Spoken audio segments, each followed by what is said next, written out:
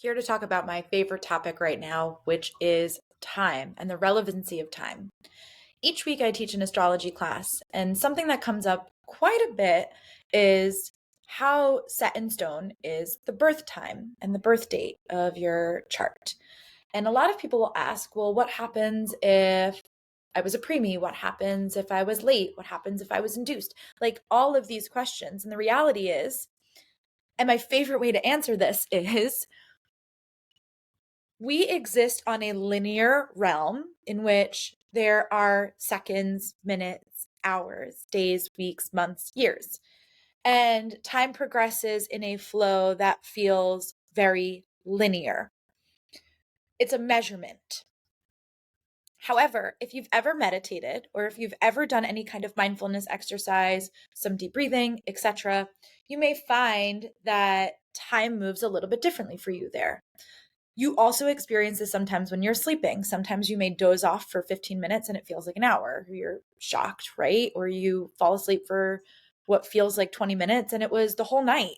Um, when we are moving through these experiences where our consciousness is not front and center through meditation or through sleep or through any other kind of mindful experience, you may find that time is a little bit more fluid.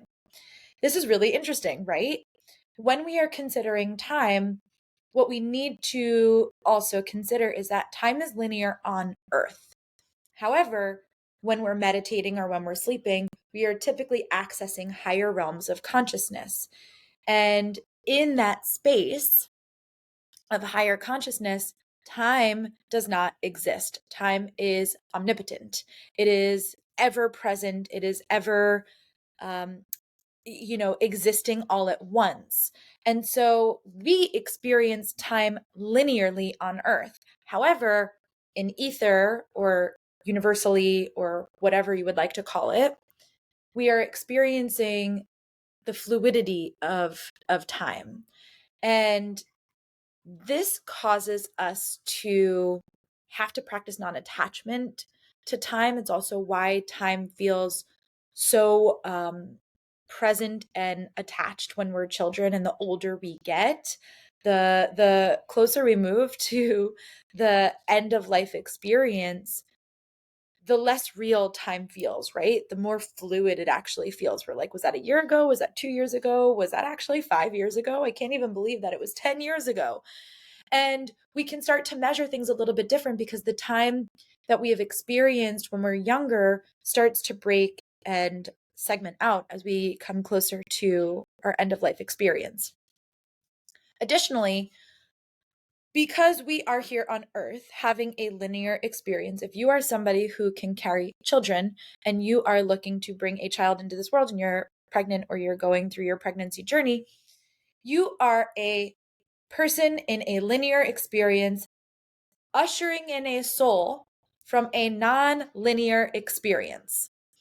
So you are taking something from that non-linear time experience and pulling it into a linear experience. That is why we have things like astrology charts, where that's kind of the soul's map. It's like, I don't really know when I'm going to get there, but I do know that this is what I'm trying to accomplish and achieve. And that map makes it very clear for the soul which day, what time, and what month and what place it needs to come in. So we're able to use that map, literally a star map, to have the soul experience. And when it comes to this experience of time, especially when it comes to birth and death, there is a very clear birth date, very clear expiration or death date when it comes to the soul. And because energy cannot be destroyed, because it can only be transformed or transmuted, there is the moving of this linear experience of Earth into that non-linear experience until we're ready to come back with another star map, with another soul journey that we are going to experience over the course of another lifetime. So time is this very fluid experience that we prescribe to be linear on Earth. That does not mean that that is how time is measured. And in fact, time is measured by seconds, minutes, days, hours, weeks, months, years here on Earth. But actually, when you consider how they measure in space, they measure completely different. They measure by the experience of light. So we do not even measure time the same way across different realms of consciousness, or even outside of our own planet. When we're considering how we get to other planets, we won't say it's going to take 20 years. We may break it down that way because Earth is linear, but we will talk about it more in light years or in speed. So it is incredibly important to understand that when we are here on Earth, not to say that time is an illusion, though that is how I feel about it, but that time, because it is only prescribed to be linear here on Earth, is not necessarily how we make of it.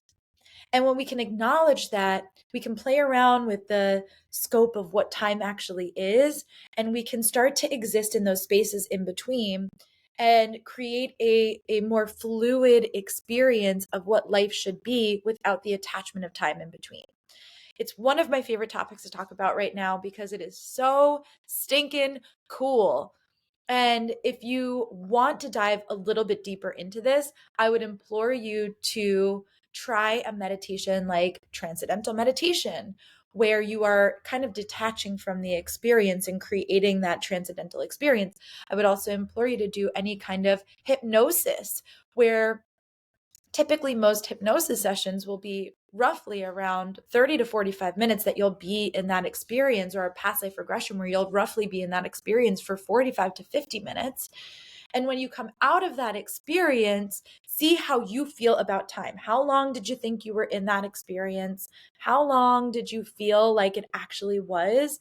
And start to compare. And when you can start to break yourself out of the reality that time only exists in this one particular way that we say it does on Earth, you can allow yourself to be open to other possibilities of how the fluidity of time can actually impact what it is that we're trying to accomplish and achieve. And when we can understand that it's cyclical, not linear, not progressive in a particular way, we can quite literally time travel. And that doesn't happen the way that we think it does, where you're looking at like an episode of Loki where you time slip back or time slip forward or Back to the Future, right? It's not super science fiction like that. It is all through consciousness, through the piece of ourselves, our soul, that is only attached to this body, this iteration, in this particular moment in time. That will not always be the case, and it will not always be the case that we are the same gender, same sex, same race, same anything. When we can break out of the attachment of that, the soul, because it is nonlinear, the soul, because it is non-prescriptive to this particular body in general, it's just here for this short while, it's trying this energy on for a little bit, then we're able to take ourselves out of that experience. And again, we can time travel and experience different realms of consciousness, or we can experience different realms of our own consciousness, or different experiences all together that allow us to transcend the more mundane pieces of the human experience and expand the soul journey.